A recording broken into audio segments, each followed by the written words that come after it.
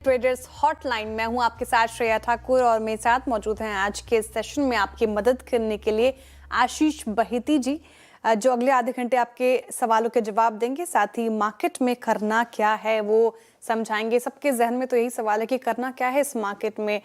कल की शानदार तेजी हमने देखी, लेकिन डोनाल्ड ट्रंप का जो अप्रैल फूल वाला बयान था वो हावी होता हुआ बाजार पर, और जो 20 मिनट का उनका डोनाल्ड ट्रंप का संबोधन था राष्ट्र को, उससे निष्कर्ष यही निकला है कि जो जंग है वो जारी रहने वाली है। अब कब खत्म होगी, एक बड़ा क्वेश्चन मार्क, प्रश्न सूचक चिन्ह अभी भी वहां पर लगा हुआ है। तो उसी डर के बीच अब देखिए मार्केट डेज लो पर कर रहा है कारोबार 22,208 के लेवल पर। इंट्राडे में तो 22,200 का लेवल भी टूटा है, और आज का अभी तक का लो मैं बता दूं आपको 22,182 का लो। बैंक निफ्टी की हालत देखिए 1300-1400 अंक, यहाँ पर भी गिरावट। ब्रॉडर मार्केट्स बेहाल नजर आएंगे, पूरा बाजार जो है लाल रंग में सना हुआ फिलहाल। और एक चीज जो हावी हो रही है आज मार्केट पर, दैट इज फार्मा। एक बार फार्मा इंडेक्स रखिएगा 0.4% के करीब करीब यहाँ पे गिरावट, और यहाँ पर टैरिफ का डर अब हावी होता हुआ। तो मार्केट की स्थिति थोड़ी नहीं, कुछ ज्यादा ही खराब है। एक बार ब्रेंट भी देख लीजिए, क्योंकि उसका एक बड़ा कारण ब्रेंट भी है। अब ब्रेंट $107 प्रति बैरल पर कामकाज करता हुआ नजर आएगा, तो क्रूड में फिर से उछाल। लेकिन एक अच्छी चीज जो फिलहाल ठीक ठाक नजर आ रही है वो है रुपी। रुपी रखिए आज ₹1.30 मजबूत खुला और अभी तक वहीं पर कायम है। तो ये एक थोड़ी राहत की खबर, लेकिन मार्केट अभी काफी वीक नजर आ रहा है। तो समझ लेते हैं आशीष जी से करना क्या है इस मार्केट में। Ashish ji, good morning once again, और ट्रेडर्स हॉटलाइन में स्वागत है आपका। मार्केट काफी वीक है डोनाल्ड ट्रंप के बयान के बाद, ब्रेंट भी साथ नहीं दे रहा है। हालांकि रुपए से थोड़ी आज एक पॉजिटिविटी मिली है, लेकिन कहाँ जा रहा है मार्केट? 22,200 का स्तर भी तोड़ा है इसने इंट्राडे में निफ्टी ने। जी, गुड मॉर्निंग श्रेया जी देखिए, वॉर एक ब्लैक स्वॉन इवेंट है, और ब्लैक स्वॉन इवेंट जब भी कोई होते हैं जहाँ पे जो फ्यूचर आउटकम है उसकी कोई प्रोबेबिलिटी सही तरीके से निर्माण नहीं की जा सकती है। तो वैसे इवेंट्स में कोई भी टेक्निकल एनालिसिस या लेवल्स काम नहीं आते हैं। यहाँ पे सिर्फ और सिर्फ रिस्क मैनेजमेंट ही एक प्ले है जो ट्रेडर्स को अपनाना चाहिए। सेल ऑन राइज का मार्केट है, जब तक हम 22,800 के ऊपर नहीं जाते। इनफैक्ट अब तो नए जो लेवल है 22,800 है, उसके ऊपर नहीं जाता तब तक अब कोई भी उछाल आए तो वहां बिकवाली करने की सलाह है। नीचे में शायद 21,800 तक के भी लेवल्स इजीली बैंक निफ्टी में देखे जा सकते हैं, निफ्टी में देखे जा सकते हैं। बैंक निफ्टी की बात करूं तो देखिए यहाँ ज्यादा वीकनेस है। शायद ये जो करेंसी का मोमेंटम प्ले हुआ है उसका एम इम्पैक्ट, और ओवरऑल भी बैंक निफ्टी ज्यादा ही वीक देखने मिल रहा है। एफआईस की कंटिन्यूसली हेवी सेलिंग यहाँ पे देखने मिल रही है।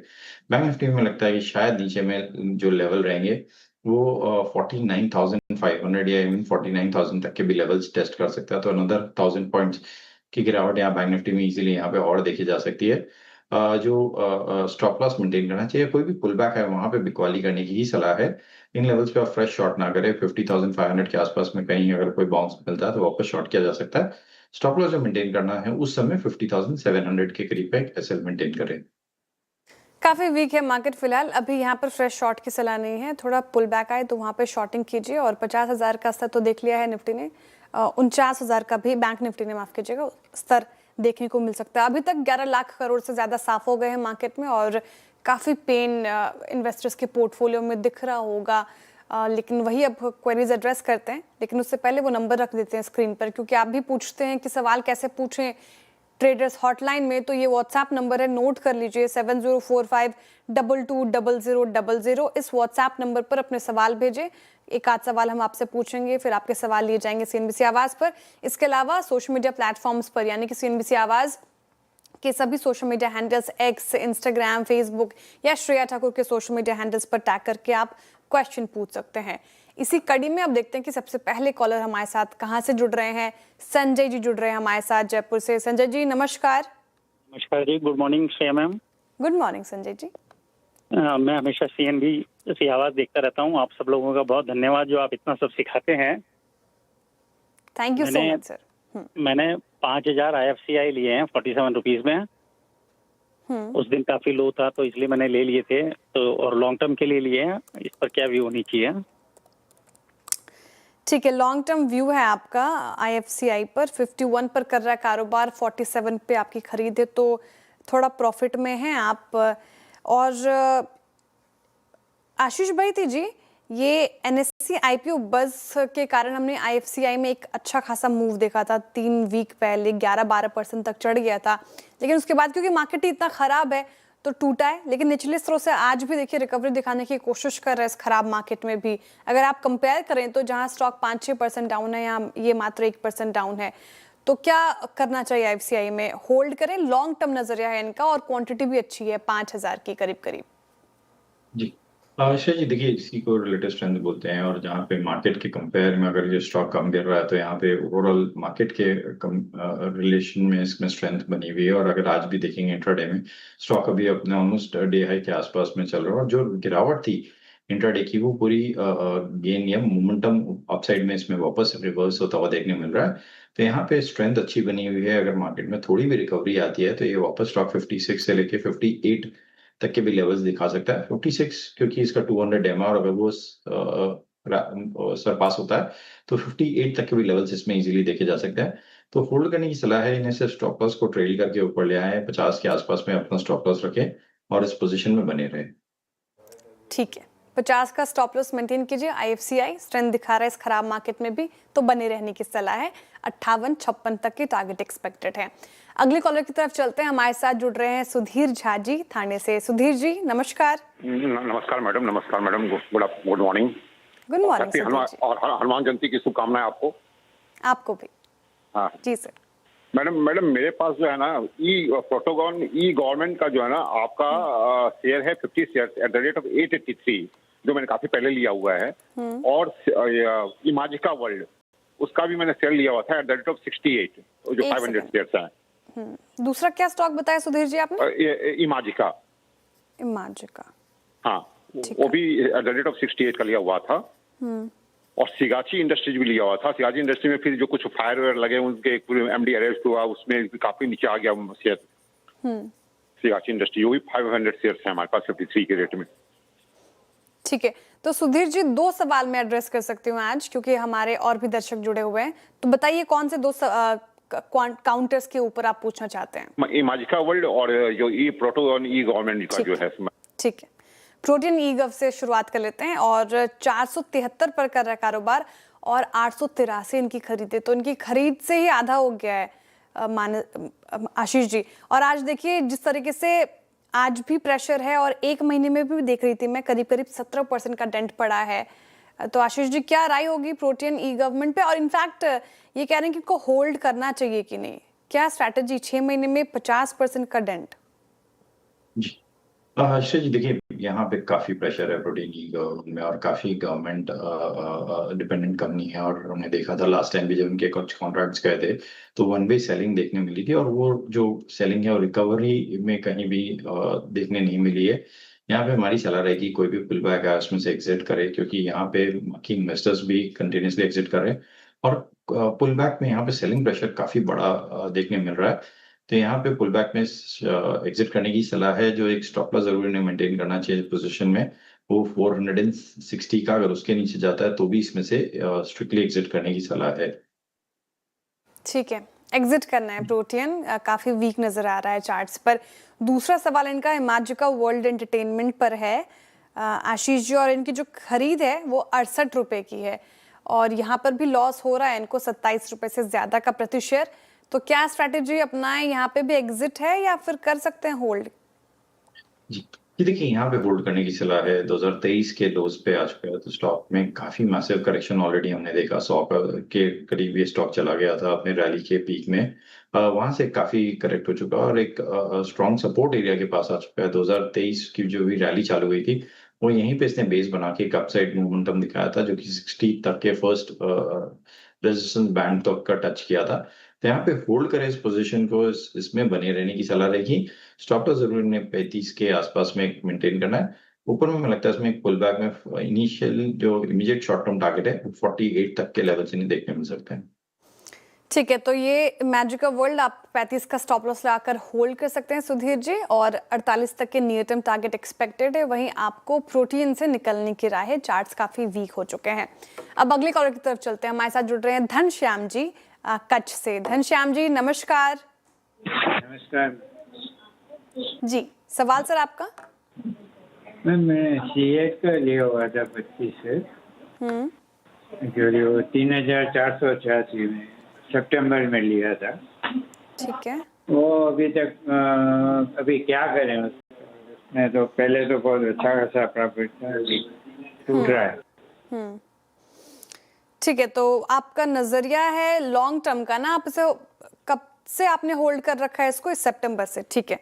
अच्छा, सीएट पर क्या राय होगी आशीष जी, क्योंकि टायर स्पेस में हमने कमजोरी देखी है और इस पर्टिकुलर काउंटर को भी अगर आप देखें तो उतना नहीं गिरा है कंपैरिजन जितना बाकी सारे स्टॉक्स गिरे हैं, लेकिन इस साल में 13% के नेगेटिव रिटर्न दिए हैं। पिछले साल 13% का पॉजिटिव रिटर्न दिया था। अब क्या स्ट्रैटेजी होनी चाहिए? 52 वीक हाई से काफी करेक्ट हो चुका है और लॉस झेल रहे हैं, काफी ज्यादा लॉस, 209 रुपये प्रति शेयर का लॉस हो रहा है इनको। जी देखिए, लास्ट ईयर 2025 काफी अच्छा रहा था पूरे ऑटो एंसिलरीज और टायर स्टॉक्स के लिए। अब 2026 से हम देख रहे हैं कंटिन्यूसली इनमें प्रेशर बना हुआ है और एक क्रूड के कारण भी काफी गिरावट देखने मिल रही है, क्योंकि क्रूड डेरिवेटिव्स काफी यूज होते हैं यहाँ पर।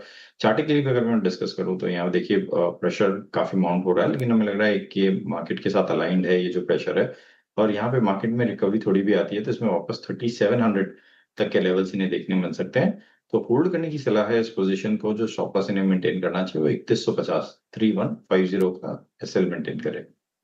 ओके, 3150 का स्टॉप लॉस मेंटेन कीजिए सीएट में और फिलहाल होल्ड करने की राय है आपको। अब देखते हैं कि यहाँ से क्या ट्रेजेक्टरी होती है सीएट की। अगले कॉलर की तरफ चलते हैं। सुरेश अग्रवाल जी हमारे साथ जुड़ रहे हैं लखनऊ से। सुरेश जी नमस्कार। नमस्कार जी मैडम। जी हेलो। सवाल सर आपका? जी मैं सुन पा रही हूँ आपका सवाल, पूछिए। हमारे पास एलएनटी है 1550 से 1550 से 70 है, इसमें और ऐड कर लें। अभी हमको लॉन्ग टर्म के लिए कोई बेचना नहीं है अभी। ठीक है, समझ गई मैं एलएनटी पे सवाल। अच्छे खासे प्रॉफिट में, क्योंकि 1550 आपकी खरीदे और 3480 पे कर रहा है कारोबार, तो अच्छा खासा प्रॉफिट हो रहा है आपको यहाँ पर। लेकिन एलएनटी ये वेस्ट एशिया कॉन्फ्लिक्ट की वजह से, ये जो युद्ध चल रहा है यूएस और ईरान का, उसकी वजह से अगर आप देखें तो काफी डेंट पड़ा एक महीने में। एक महीने का चार्ट देखेंगे आप, 20% से ज्यादा की करेक्शन एलएनटी में हमें देखने को मिली है। लेकिन आशीष जी स्टॉक अच्छा था, इसने अच्छे खासे रिटर्न्स भी दिए हैं, जैसा कि हमने इन व्यूअर का काउंटर देखा है।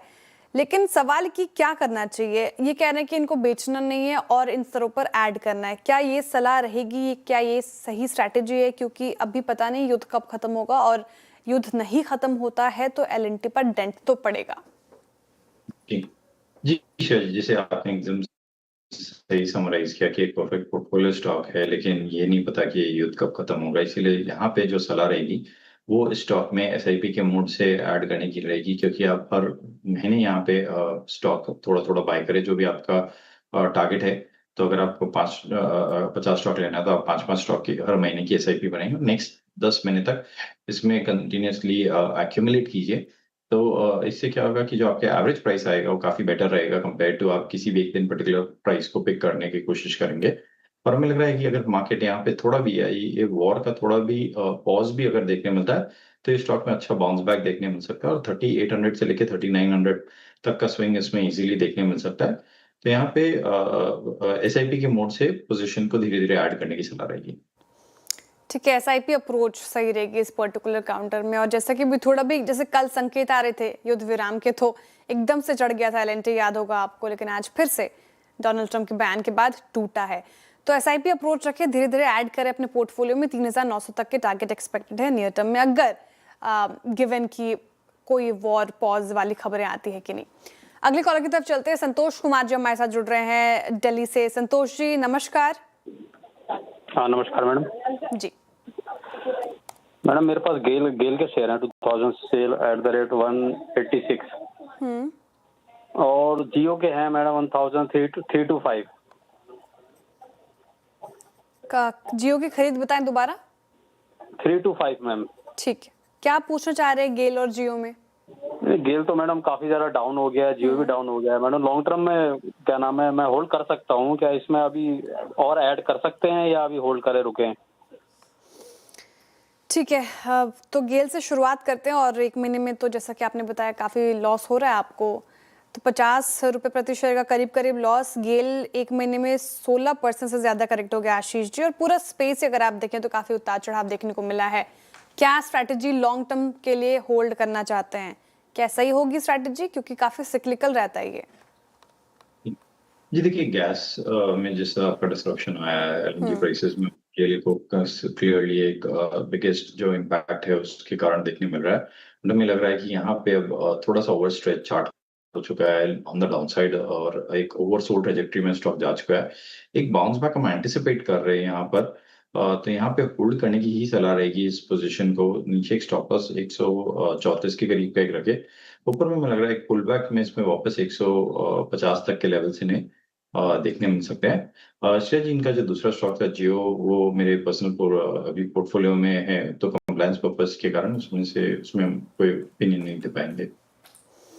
ओके, जियो फाइनेंशियल आशीष बहिती जी के पर्सनल पोर्टफोलियो में भी, और इनफैक्ट हमारी पेरेंट कंपनी से भी एसोसिएटेड है जियो फाइनेंशियल, तो फिलहाल कोई टिप्पणी नहीं। लेकिन जियो फाइनेंशियल की बात अगर करें तो ये पेडिग्री तो अच्छी है आशीष जी, लेकिन एक महीने में यहाँ पर भी थोड़ी बहुत गिरावट देखने को मिली है।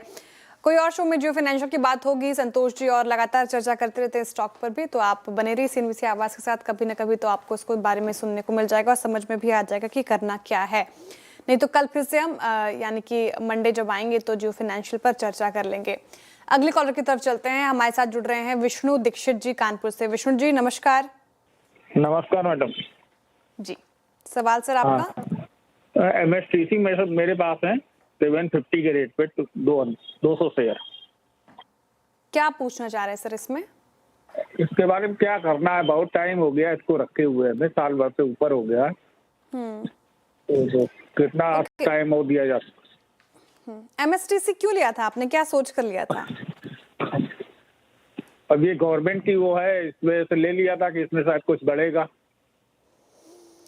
ठीक है। MSTC क्या किया जाए आशीष जी? चार्ट्स पर काफी कमजोर नजर आ रहा है, क्योंकि मैं देख रही थी एक महीने में 14-15 का डेंट, 6 महीने में 26% से ज्यादा गिरा है ये। पिछले साल भी नेगेटिव रिटर्न ही मिला था। 12 महीने का चार्ट भी काफी नेगेटिव है, और 750 इनकी खरीदे, लॉस हो रहा है बहुत ज्यादा इनको। क्या किया जाए? एग्जिट की राय होगी या फिर होल्ड कर सकते हैं? जी, ये देखिए, ये स्टॉक मेटल के रैली में भी कोई खास परफॉर्मेंस नहीं दिखाया था। जो लास्ट रैली इसमें देखने मिली थी वो 2023 में एक बार देखने मिली थी, और उसके बाद जो अभी 2025 की भी रैली आई है मेटल में, उसमें इसमें कोई भी पार्टिसिपेशन नहीं रहा है। इनफैक्ट स्क्रैप प्राइसेस भी जिस हिसाब से अप हुए हैं, इसका भी कोई बेनिफिट इसमें नहीं देखने मिला। और चार्टिकली भी अगर आप देखेंगे, इसने अपने सारे स्ट्रॉन्ग जो सपोर्ट एरियाज है उसको ब्रीच कर चुका, और नीचे की तरफ में इसमें प्रेशर बना हुआ है। तो यहाँ पे कॉशियस रहने की जरूरत है पुल बैक में, और टेक्निकली हम एग्जिट करने की सलाह दे रहे हैं यहाँ पर। और नीचे में जो स्टॉप लॉस उन्हें मेंटेन करना चाहिए 370 का एक्स्ट्रा कैसल मेंटेन।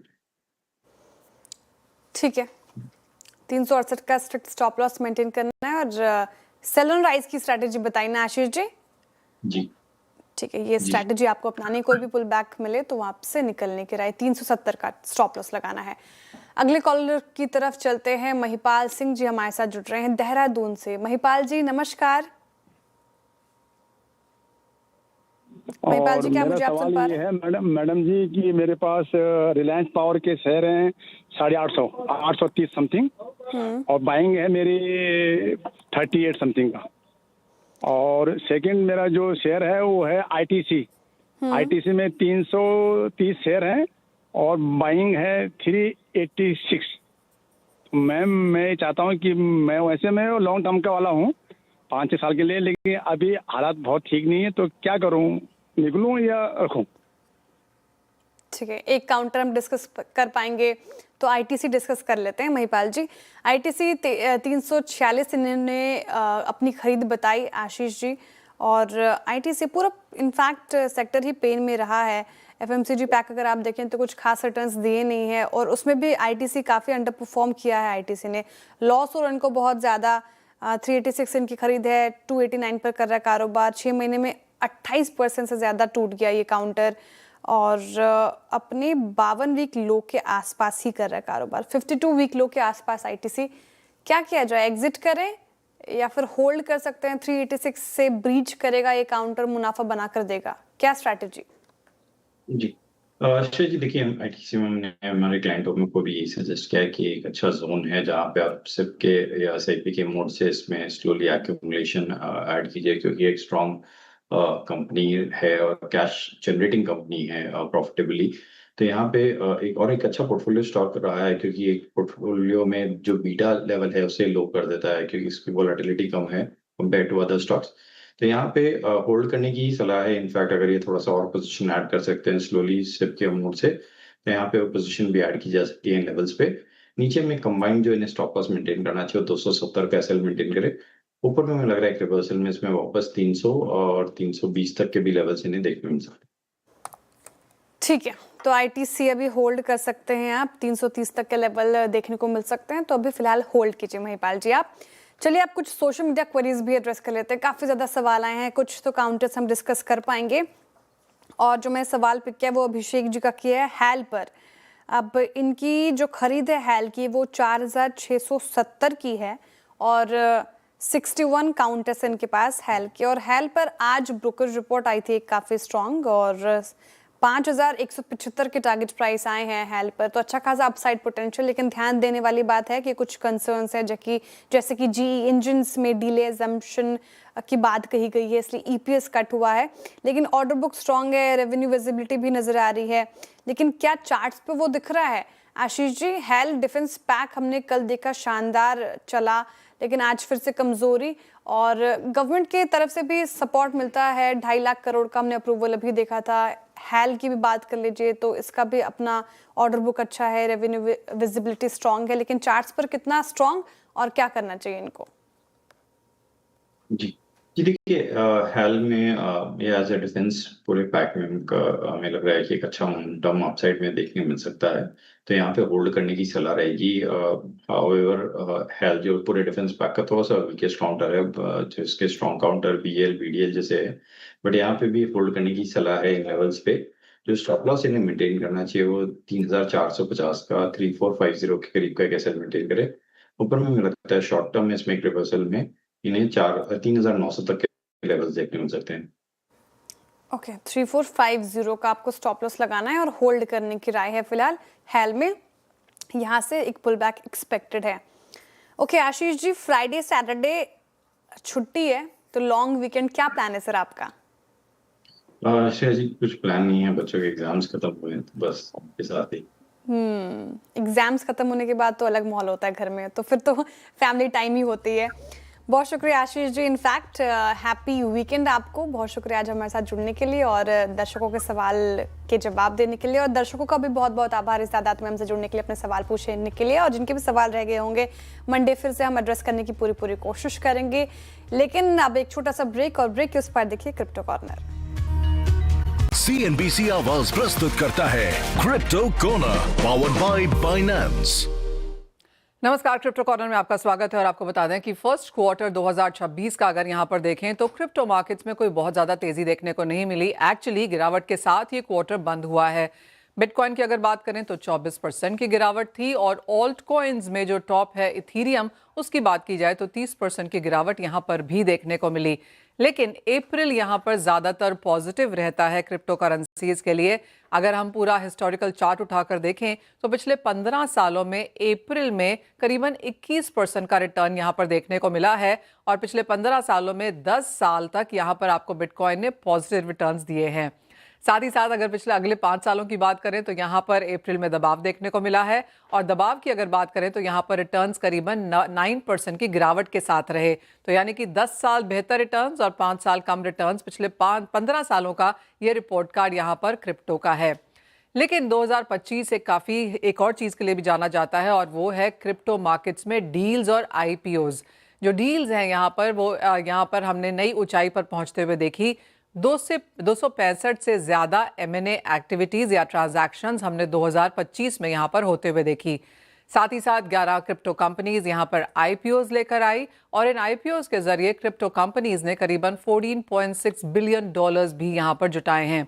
2024 में आईपीओज में $310 मिलियन ही सिर्फ जुटाए गए थे। तो clearly 2025 even as crypto prices बहुत ज्यादा नहीं बढ़े, लेकिन M&A डील्स और आईपीओज में हमने जोरदार बढ़त आते हुए देखी। अब जहां तक 2026 की बात है, यहां पर जैसे मैंने आपको कहा कि फर्स्ट क्वार्टर में क्रिप्टोज में गिरावट देखने को मिली है, लेकिन डील एक्टिविटी के लिहाज से ये साल भी थोड़ा सा पॉजिटिव है। कॉइन शेयर्स कंपनी की बात की जाए तो यहां पर स्पैक फाइन हिल के साथ मर्जर होने के बाद हमने यहां पर इसकी नैस्डैक में लिस्टिंग होते हुए देखी है। दूसरी बड़ी कंपनी जो कि फ्रैंकलिन टेम्पल्टन है, इन्होंने कॉइन फंड को खरीदा और साथ ही साथ फ्रैंकलिन क्रिप्टो के नाम से एक नया क्रिप्टो यूनिट की शुरुआत भी हमने यहां पर होते हुए देखी। तीसरी कंपनी यहां पर एब्रा फाइनेंशियल होल्डिंग्स है, जिसका यहां पर मर्जर होने की उम्मीद है और साथ ही साथ न्यू प्रोविडेंस एक्विजिशन कॉर्प में इसका यहां पर मर्जर होगा। तो 3 बड़ी डील्स और नए आईपीओज यहां पर 2026 में भी शुरुआती समय पे देखने को मिले हैं। CNBC आवाज प्रस्तुत करता है क्रिप्टो कॉर्नर।